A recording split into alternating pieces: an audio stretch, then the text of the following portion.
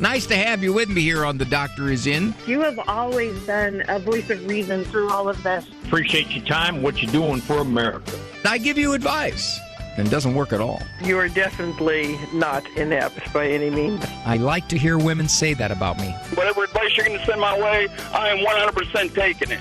I can't tell you what to do. I will not tell you what to do. Okay. Well, thanks. That wasn't the answer I wanted. Are you kidding me? Great stuff, Dr. Red. Glad I called. I've scheduled my day around listening to your radio show. Don't have to laugh so hard. Now, from the studios of Living Bread Radio Network in Canton, Ohio, the hometown of Mother Angelica, here's Dr. Ray. Very good to be with you, as it always is. What a blessing. What a privilege to be with you guys. I would like to thank each and every one of you for your company, but to thank 136 people would probably take me till about 1:15 Eastern. So just a big generic thank you for joining me. 877-573-7825. 877-57 equal. Some people say, why? What's with the equal bit? Well, if you look at your phone, you have letters corresponding to numbers. So isn't it? It's easier to remember 877-57 equal. You don't have to remember all those numbers. You just remember that word, and you punch in the numbers where those letters are. But if you want to remember the number, it's 877-573-7825. Okay, couple of items of business. I want to get them out of the way right now. I don't normally say this stuff, but I want to make an excuse. I had surgery yesterday. That's right. So, I am now on synthetic opioids, specifically oxycodone. If I say something dumb, I will attribute it to my what's the word I'm looking for? Not distracted, semi-woozy state. Now, there are those of you who are going to say, how can we tell? How can we tell if you're on oxycodone or you're just your normal self? I'll admit that could be difficult. But I was not going to miss being with you guys. That's for sure. Oh, heck, that question from New Mexico already. Man, if that's the case, I'm probably one of the most immoral people you ever would know. But we'll get to that. 877-57 equal. Quick announcement here. I want to do this because this is what EWN calls the live read book. The Saints Pray for You, how the Christians in heaven help us here on earth. We are surrounded by so heavenly a cloud of witnesses cheering us on in the race. One of the most difficult stumbling blocks that the Catholic belief presents for non-Catholics is the doctrine of the communion and intercession of the saints. They accuse us, thinking of praying to dead people. And we expect those same dead people to pray for us. Yeah, our pastor used to say, so you think the people in heaven are dead? Ho, ho, ho, ho, ho, ho. In his book, The Saints Pray for You, Carlo Broussard. Carlo's a bright dude. He really is. And he's muscular as all gets out because he lifts heavy. He brings the answers and provides the answers backed up with the Bible, witness of Scripture, and the practice of the early church. Carlo convincingly defends the ancient Christian belief that the saints are our family in heaven and very prayerful allies in the work of our salvation. Oh, nice stuff there, Carlo. Good man. Okay, now there are certain monologues that are more prone to get me in trouble than other monologues, and this is one of them. This is one where no matter how much I qualify it, likely I'm going to get some email that says, I can't believe you said that. Hopefully it's not coming from my bosses at EWTN or Ave Maria. I don't think so. Because I think I've got someone on my side that you can't impugn. And I think that's Jesus. Okay, here's my lead line. Pious is not holy. Want me to say that again? Dr. Ray, you're starting out bad already. Pious is not holy. Now, here's what I mean. Let me flesh this out. Piety is a holy thing, holy intent, holy motion, holy act, holy practice. Got that? Piety in and of itself can be a dangerous substitution for the real core of Christianity. It is much easier for me to go to Mass during the week than to forgive an obnoxious relative or to tolerate better an obnoxious relative. Much easier for me to do that because, you see, the Mass makes me feel good about my holiness. I've had occasions on this radio show. A caller will say, I have a relative who hasn't talked to me in 7 years, and I've tried to reach out for her, and she just simply will not respond, and I've tried to apologize, and she doesn't want to hear it. And I'll say, is your relative a Christian? Oh, yes, she's a daily Mass goer. Oh, I see. Now, that's an extreme, but I've seen it. I've heard it. It is easy to think of ourselves as holy if our Catholic expression is overloaded on the devotional and underloaded on the charity. I've often said I can pray a rosary better than I can go visit my elderly aunt at the nursing home. I can do the rosary. The elderly aunt in the nursing home, that's kind of outside my comfort zone, you know. Kind of smells like urine over there. And there's all kinds of devotions Catholics have. We have fabulous devotions, good devotions, all designed to bring us closer to Christ. But the danger is making the devotions priority over charity. The devotions make us feel holy. They should do us well, bringing us closer to Christ, but if they become a substitute for the tougher stuff of Christianity,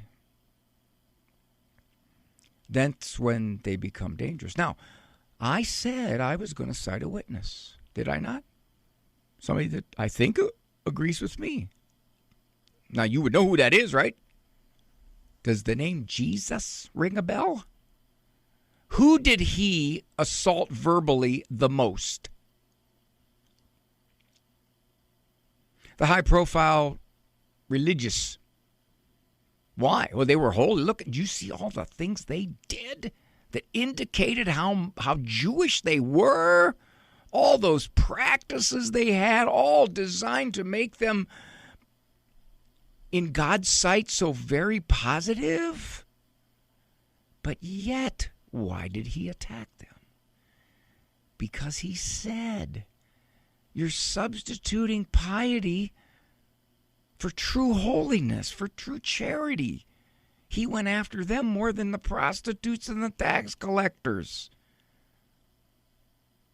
So you see, it is dangerous. I tell myself this all the time. I do not want to think of myself as a better follower of Christ because I heavily load my religious expression with devotionals. They're good. See, this is where I get in trouble. See, somebody's going to come in right in the middle of this thing and go, I can't believe you said this. He told us not to practice devotionals. No, I didn't. Of course I didn't. So don't email me. But, for example, someone might say to me, because they hear me talking about stuff on this program, gee, you just must so love the Lord. You must so be such a good Christian. And I say, you don't know that. You have no idea the charity, if I would practice it the way our Lord would wish me to, or to keep trying to get better at it, is a better way to put it. Oh, yeah, I can talk a certain good game. That's easy to do. You know, as a matter of fact, I have people that I know who elevate other people into the status of walking saints because they are high-profile devotional practices. Not a word, but it's a good one, should be. Now, I'm not saying they're not holy. Don't mishear me. I'm not saying, oh boy, you got to be skeptical. You got to look at them like, yeah, what kind of seamy, uncharitable underbelly do you have? No. Not saying any of that. But I am saying it's easy to look at someone who's very devotional. I've had a lot of clients like this. They're very devotional. But they're struggling with forgiveness. They're struggling with kindness to somebody obnoxious. They're struggling with doing something that puts them outside of their emotional comfort zone. I get anxious going to nursing homes. I don't want to go.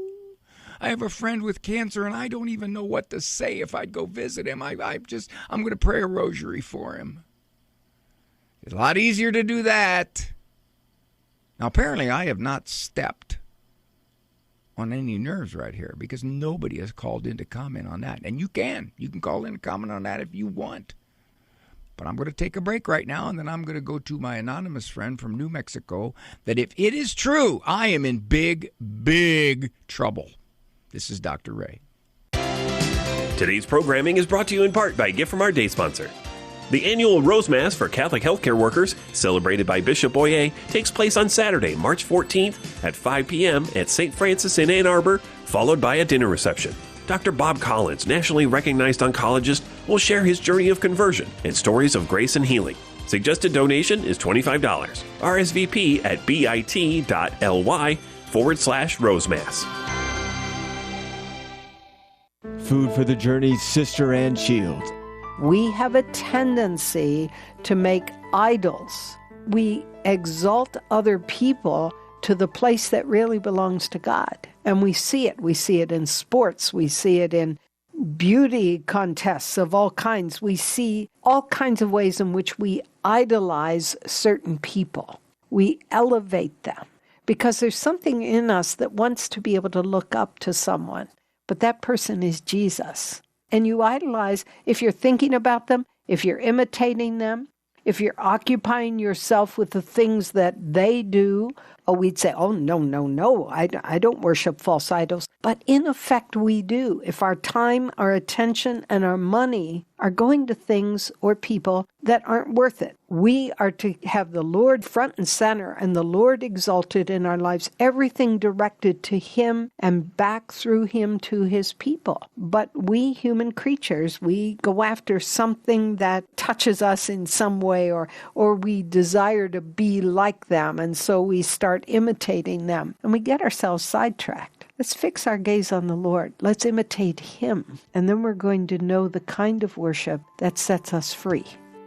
Sister Ann Shields gives you Food for the Journey, weekday mornings at 6:45 and again at 11:30 on 990 Ave Maria Radio.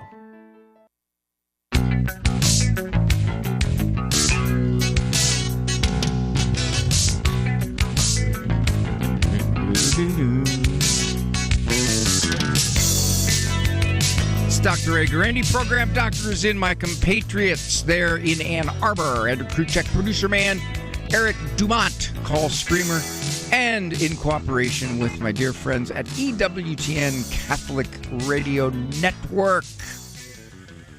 Some of them are in their offices, and every once in a while, they have the radio shows on throughout the day in their offices, and I count them as a listener. So they're in my 136, although I suspect they don't listen much of the time because I say hello to them and they don't say hello back. Now this caller, anonymous, sounds like a young man calling from New Mexico. If this is true, my friend, I just loved to ask girls out when I was in college. I think that's why I stayed in college so long. You know, it's kind of like just a whole bunch of girls to ask out. Did I have any intentions of marrying any of them? Well, no, because I didn't know them yet. So, welcome to the show, sir. How are you? Hi, Dr. Ray. I'm doing great. How old are you? I'm a big fan of you. How old are you, son? I'm 22. Oh, man, when my belt is older than 22. Jeez. My ball cleats are older than 22. So why are you struggling with this whole idea that if you ask a girl out just because you like her, you enjoy her company, you're not thinking of marriage? Why do you think that could be wrong? So I ask this question because I'm an extrovert and I find it very easy to talk to and make friends. But I find that when I try to ask girls out, like with romantic intentions, I kind of seize up and I become what I believe could be perceived as a little awkward. And so I'm wondering if it would be immoral to ask girls out who either maybe aren't Christian or who aren't my type or both, just to get little practice round there, you know? Yes. I would think I'm a Catholic. I try to live by the Catholic rules, so I wouldn't be doing, let's say, marital activities early. Well, if you don't mislead them, like I would think. Right. If you pick up cues that they're looking at this as something that you're not intending it to be, however you decide to let them know that you're just enjoying their company and that at this point in your life you're not looking for a steady relationship at all, you're just enjoying their company. I think that covers you as long as you're straight up. Okay. Because I've heard some people say, like, you should always date discerning, like, do I want to discern marriage with this person? Well, the problem with that thinking... If there's no, then you shouldn't continue. Well, the problem with that thinking is, how do you know? What's it take, 1 date? 3 dates? You know, people say, well, if she's a good Catholic and you know she's a good Catholic... Once again, going back to my monologue, yeah, she may be a good Catholic in people's eyes, but you don't know what that means. You got to get to know somebody. I've seen a lot of relationships. They go 5, 6, 7, 8 months and realize, excuse me, it must be the oxycodone. You go 5, 6, 7, 8 months, and they realize this person is showing indications that would not be they wouldn't be someone I'd want to marry. I could see that. How do you know? I mean, what are you going to do? You're going to get a profile, a resume. Say, well, okay, let's see. She checks that box. She checks that box. Okay, well, she goes to Mass twice a week. Well, that's good. Mass twice a week. That's more than almost everybody our age goes to Mass. Okay, got that.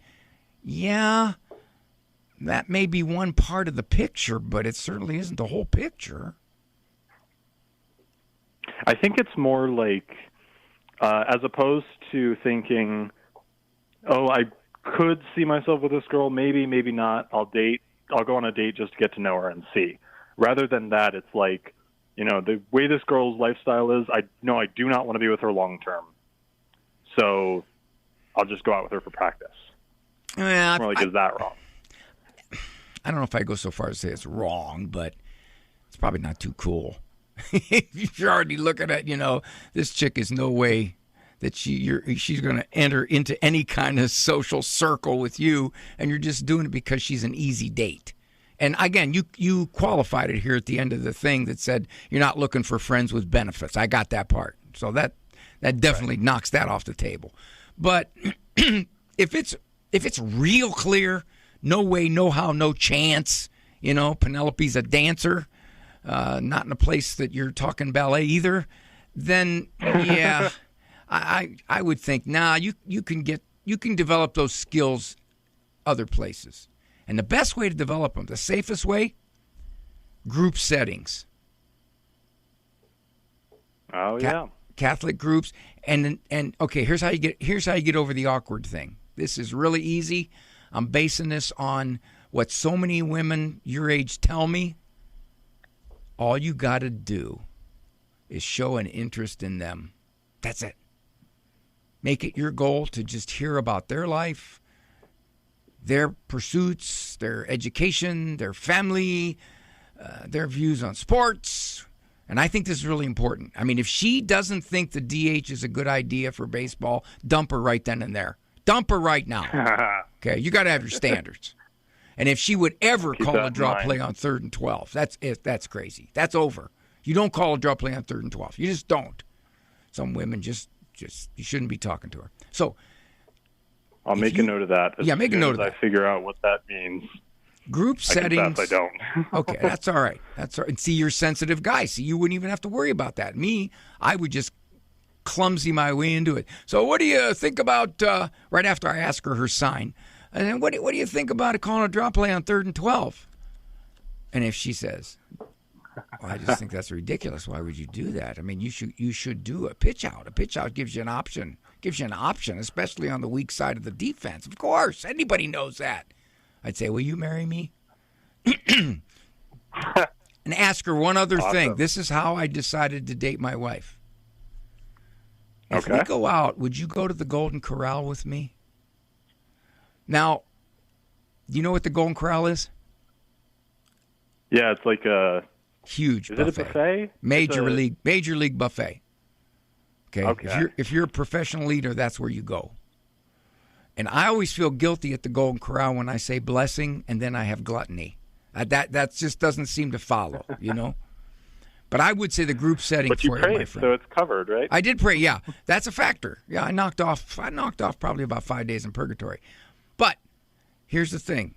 Group settings, much easier to get your chops in terms of relating to people, and it's so easy to draw people out. When you're worried about what you're going to say to sound cool, hey, look, I do this show. I don't worry about what I'm going to say to sound cool because I know it's a lost cause. So just ask her all about her. It's so easy, and you'll find most people, all you have to do is give them a nudge, and they'll tell you. You don't have to keep asking one question after another, and she says, yes. So did you go to school? Yes. What college did you go to? Notre Dame. Oh, what are you majoring in? Business. Yeah, that's a tough conversation. That wouldn't be rough to keep up for about an hour. But right. once you get most people gone, they just love to share. That's a nice way of me saying they just love to talk about themselves. Yes. My female family members tell me women love good listeners. Oh, it's true. By far, the number one thing I hear, as I said, from women is that I went out on a date and I did nothing but hear about him. Yep. What part of New Mexico? Yeah. Albuquerque. Is Fire I don't Falls? know if you've seen Breaking Bad, but I haven't. That's where it was filmed. Oh, is Fire Falls near you, guy? Angel Falls. Is it Fire Falls or Angel Falls? Angel Fire. Angel Fire. That's it. Okay. I spoke many years ago, back when school districts would bring me in until they found out I was Catholic. I spoke to the Albuquerque City Schools. And I went up, all the way up. It's 14,000 feet, isn't it? It's way up there, right? I think so, yeah. It's way up there. And I wanted to go way up to the top. Most spectacularly beautiful setting I ever saw. It looked like a Swiss Alps valley up there. And here's the story. It meant so much to me. On the way up there was a cross with a bandana. You know these flowery type bandana things, the blue things with all kinds of Baroque kind of designs on them? I think so, yeah. Yeah, it was draped over the cross and completely almost faded. You could tell what it was at one time. So I got out of my car and I went and looked at the date of that cross. Whoever it was died, I think, several years earlier. But that bandana was almost completely faded. Completely. And do you know what that made me think of? No. What? The tilma of Guadalupe. Oh, nice. That tilma. Lady Guadalupe is my favorite version of Mary. And that tilma was for a couple centuries. It was out in the weather. And yet it is as bright and shiny 500 some years later as it was back when. After that bandana faded after a few years. All right, hey, good luck there, my friend. 877-573-7825 is Dr. Ray. Thank you so much for joining me.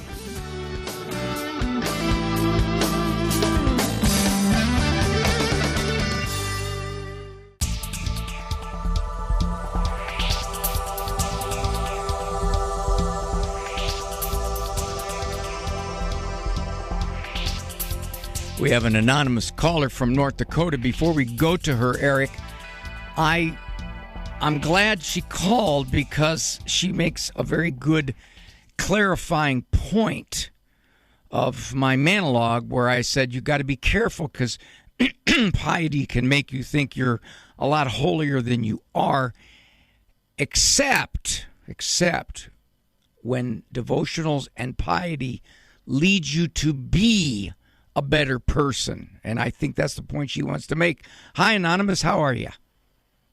I'm well. How are you, Dr. Ray? I'm fine, and thanks for the call. You're welcome. I really appreciated your monologue. Growing up, our dad was my folks were pretty strict, and they were definitely practicing Catholics, but he was daily mass, holy hours during the week, rosary every day, we said, all these things, and yet, as we didn't think that he was, the best of dads, that he really had trouble showing us that he did love us. And we said this numerous times as young adults. How could he go to Mass and Communion every day and then be so rude or whatever it was to us? And it's just recently now that I'm coming to think that my dad, he's a World War II vet. He had a lot of issues. Maybe all of the devotionals were trying to do a better job. Well, I hate when I start a sentence out well because it makes it sound like I'm looking for something to say. I forget who it was. He was a famous author. And a woman said to him, "You call yourself a Christian.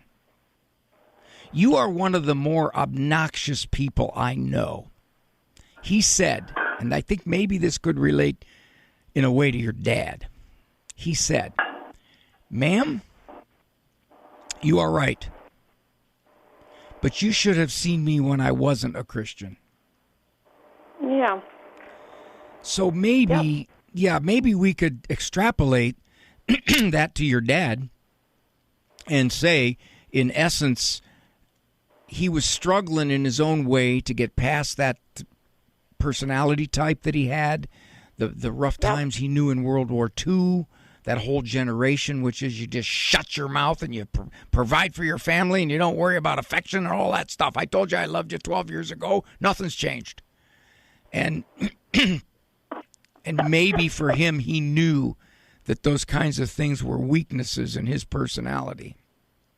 And he had to pursue this other stuff to try to make him a better father. Did you notice that toward the end as he got older? Somewhat of a change? Yes, definitely. And during one of his hospitalizations when I was there with him, he had been having a really rough evening, and I was sitting there on the end of the bed, and I don't ever remember my dad telling me that he loved me before that. But he said to me,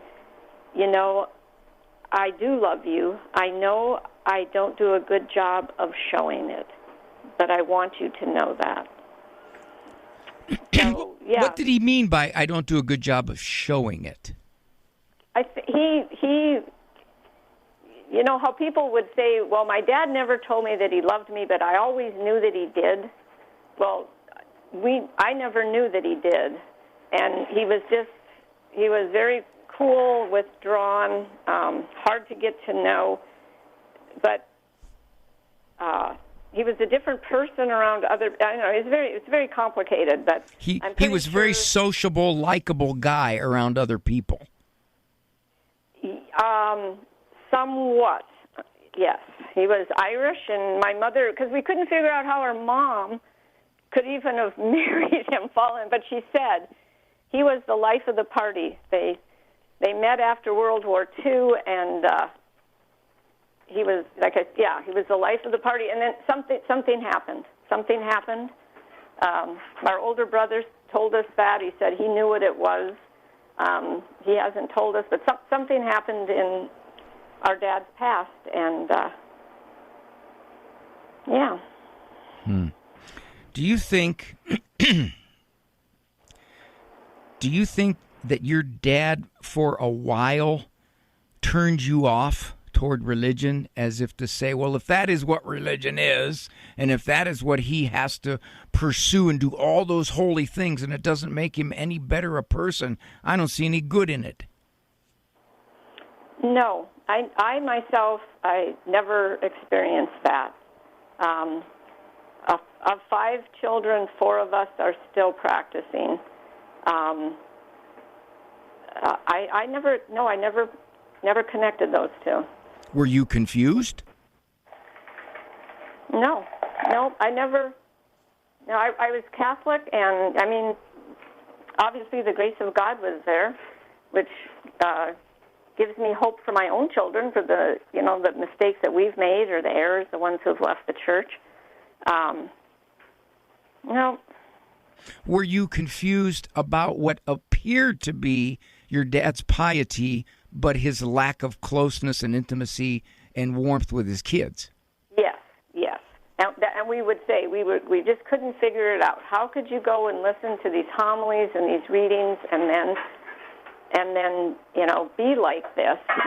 And like I said, I think all of us were still, right up until the last years of his life, trying to win his approval. But like I said, it was just at these last few years of his life that I realized, it just came to me that maybe that's what that was all about. Well, that's a very generous and tolerant way to look at it. Do you know that? Each generation has it. Go ahead, honey, go ahead.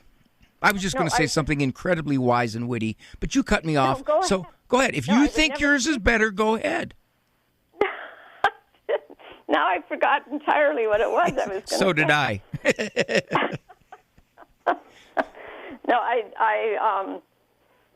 think it ended up that my dad ended up living with us in the last few years of his life, and I think that actually ended up to be a grace of God that we saw a different side of him, probably very much the side that my mother had fallen in love with. Well, that's we're grateful for that. That's an awful beautiful thing for you. And I wish you'd have told me, our call screamer, your name so I could refer to you personally. It's very hard for me to just go, well, anonymous, that's pretty good. But Thank you. I'll take it. That's good. All right, sweetheart. You take very good care, and thank you so much for calling. You're welcome. Thank you, Dr. Ray. Bye-bye. See, I'm really trying to be soft and sensitive this program because that oxycodone's in me. And whatever nice I might say, you could probably attribute it to the drug. When that drug wears off by tomorrow and then I'm in the post-surgery pain, then I'll be my old curmudgeon-y, crusty self. 877-573-7825. Certainly want to hear from you. Got some lines open, and we have some time left. So if you'd like to call in, keep in mind, we take calls on for all kinds of reasons. Requests, situations, comments, help for someone else, generic, I don't understand this about psychology or culture. Shirley. Well, you don't have to be Shirley to call. You can call. Your name's anything.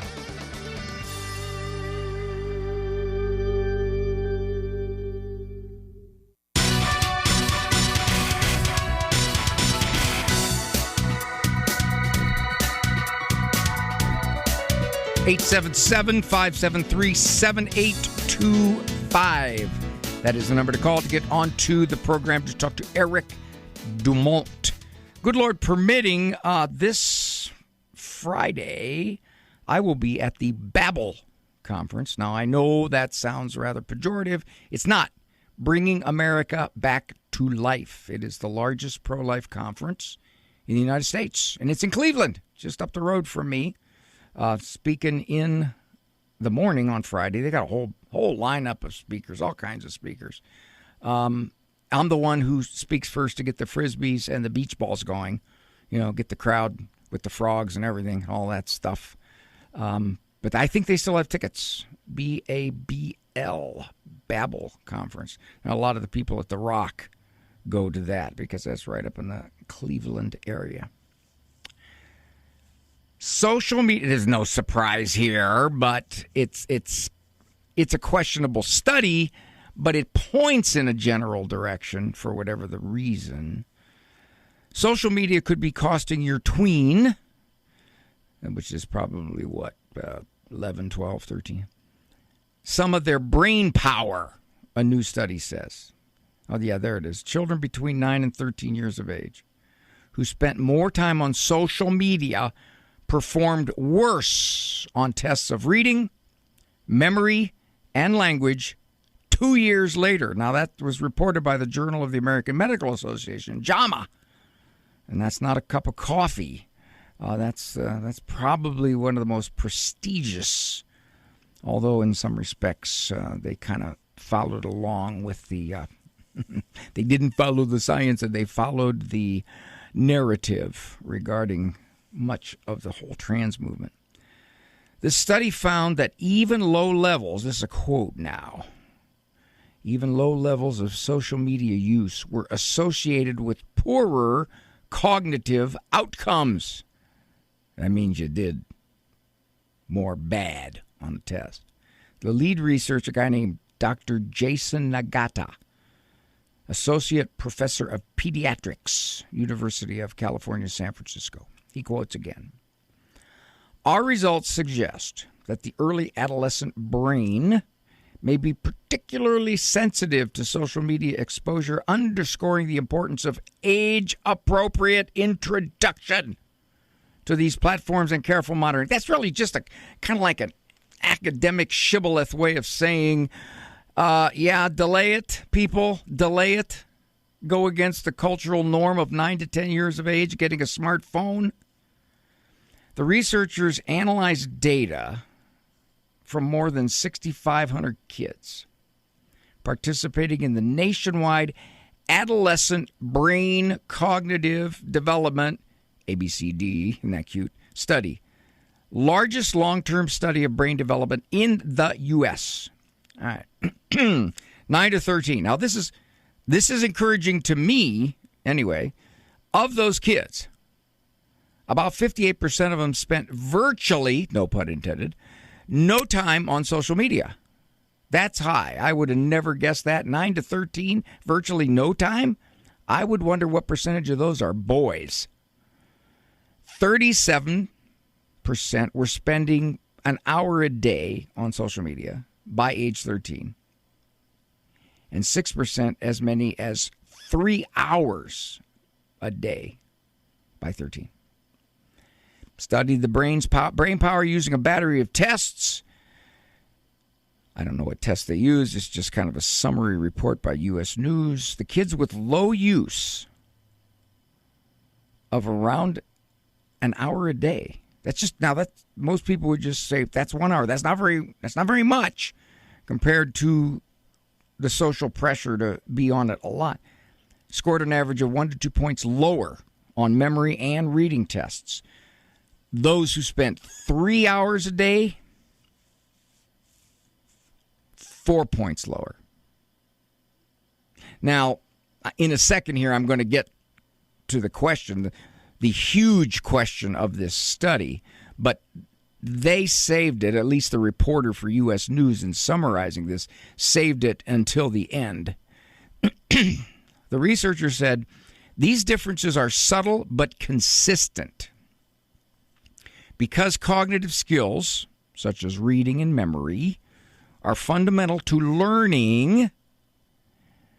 I love research talk. Listen, even small declines across a large population could have meaningful educational implications. Could have bad results. Now, they suspect, and you have to do a discussion, what they call a discussion at the end of any kind of research paper. And you have to talk about why this could be, and you always have to do the obligatory, more study is needed. Researchers suspect some kids might be ignoring homework to scroll. It's highly interactive and can displace time. Now, last paragraph. Because the study is observational, that means it was not designed to actually look at cause and effect. It could not draw a direct cause and effect link between social media use and children's brain power. Here's why. if their main observation was how much time a kid between the ages of 9 and 13 spends on social media without controlling for all the other factors. Maybe, for example, the kids on social media have far less parental involvement, however you want to measure that. Far less parental involvement. Maybe there are more behavior problems among that group. That's going to affect their learning. Now, wait, don't mishear me. I'm not making an excuse for social media and saying it doesn't make any difference. It does. I would have expected bigger numbers here. But there could be so many other factors that are causal factors that are allowing the kids to spend that much time on social media, not the least of which is they got a smartphone at that very early age. And they aren't only on social media, they're on a whole lot of other stuff. Or the parental supervision to allow them 3 hours of social media a day basically means they're not really monitoring schoolwork. Or there could be more friction in the families, could be more dysfunction, could be more broken families, could be all kinds of suggestions. But it led to more time on social media. Again, the good news was, which kind of surprised me, is at that age, between 9 and 13, 58% of them didn't have any social media contact. That's spectacular. And maybe it reveals a movement away from, among more people becoming aware of what this does to kids' lives. Changes their personality. It does. Speaking of changing personality, I got to go. This is Dr. Ray. Step away from the noise and return to what truly matters at Maryville Retreat Center in Holly. From retreats for married couples and those discerning their vocation, to directed silent retreats and evening prayer services, even exploring scripture through art, Maryville offers sacred space to rest, pray, and renew your spirit individually or as a family.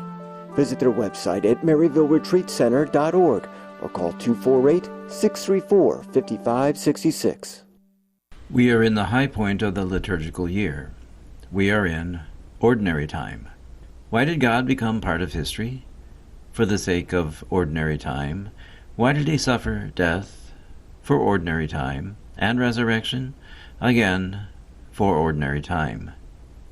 We live our lives chasing the glamour moments, the highlight moments.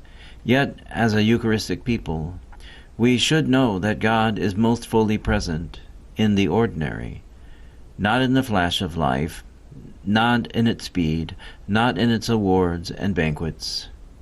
We kill our unborn children, and we tuck away our elderly because they slow us down, hindering our pursuit of those glamour moments. But it's because they do slow us down that we should love them all the more, for helping us find the wealth in the ordinary. GuadalupeWorkers.org. Do you own popular index mutual funds or ETFs? If so, you're automatically own shares of companies that conflict with your moral beliefs. Ave Maria mutual funds are managed to conform to pro-life and pro-family values. Long-term investors can invest in the no-load Ave Maria mutual funds. The experienced professional portfolio managers make decisions based on investment fundamentals and pro-life values. You can learn more about Ave Maria mutual funds today at 866 Ave Maria or visit AveMariaFunds.com.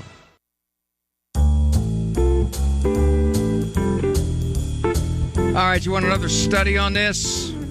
This was from MIT, Massachusetts Institute of Technology. Boy, I'll tell you what, that is a high-powered technical university. People struggling with mental health are more likely to browse negative content online. And in turn, that negative content makes their symptoms worse, according to a series of studies by researchers at MIT. Oh, this is interesting. The group behind the research has developed a web plugin tool to help those looking to protect their mental health. Let me see what they did on this. Our study shows a causal, this is what I want to hear, bidirectional. That means it goes both ways. The causation goes both ways between health and what you do online. We found that people who already have mental health symptoms are more likely to go online and more likely to browse for information that ends up being negative or fearful. Then, after browsing this content, their symptoms become worse. It is a feedback loop. Parents will tell me that they don't like the direction of their child's personality. He's more anxious. She's more socially withdrawn, more depressive thinking, and they don't like this. But they're afraid to either limit the phone or cut it off altogether because they are worried that this will make their children's symptoms even worse than allowing them access to their phone without protection devices on it, which would render the phone unlikable to the child. At some point, the parent has to make a decision. The parent has to say, am I going to allow this to go on because I'm parenting in fear of what could happen, how my child could react? Or am I going to reassess, regroup, restart how I'm going to deal with this smartphone and where they're going on it, and recognizing that they are predisposed already by their unhappiness or their social withdrawal or their lack of solid peer relations. So I got to let them have the phone because that's their only connection. Yeah, but what is it their connection to? By and large, you want good, solid, healthy connections. You do it in person. All right, let me see what else they. Okay, studies. Okay, they did a bunch of studies, I guess. Analyzed the web browsing habits of more than 1,000 participants. They had their measuring devices. I won't go into each of that. And they scored either negative or positive for each web page visited, as well as scores for anger, fear, anticipation, trust, surprise, sadness, joy, and disgust. Now, here's probably where a weakness is. Anytime you get self-report, there are questions you could ask. Participants also completed questionnaires to assess their mental state and indicated what their mood was like directly before and after their web browsing. Better moods were associated with less negative web pages, and worse pre-browsing moods tended to browse more negative web pages. One might say, why is that? Why is someone who is already discontent or anxious or socially stunted, why is it that they would be attracted to bad stuff instead of good stuff? What is it about the human psyche? Oh, I got my speculations. Misery loves company. That's kind of an old cliche, but there's a lot of truth to it. Or maybe they want to see people who have it even worse than they do. Or maybe they're convinced because of their emotional state that the whole world stinks. And they're just finding more reasons to think that. Be all kinds of reasons. But the bottom line, sorry for the cliche, at the end of the day, sorry for that cliche, is that the stuff isn't good for them. And a parent has to have the confidence and the strength to readjust. Parenting is a series of readjustments. You see where something is going that you didn't think it would go, and you decide, I've got to regroup. But many parents are really nervous about regrouping because of the child's reaction. And it isn't just anger anymore. Now we've got parents thinking you're trashing their psyche. This is something that's going to reverberate all the way through their adulthood when they leave the church because of you. And that's what we do to ourselves. And it keeps us so much from making the decisions that in the long run would be in our child's best interest, but in the short run would require an amazing amount of strength, confidence, and stamina on the part of the parent. Andrew just told me I have 30 seconds left to go. So I will overcome my nervousness and my fear of the show ending to say bye-bye and thank you so much for joining me here on The Doctor Is in Music Maestro.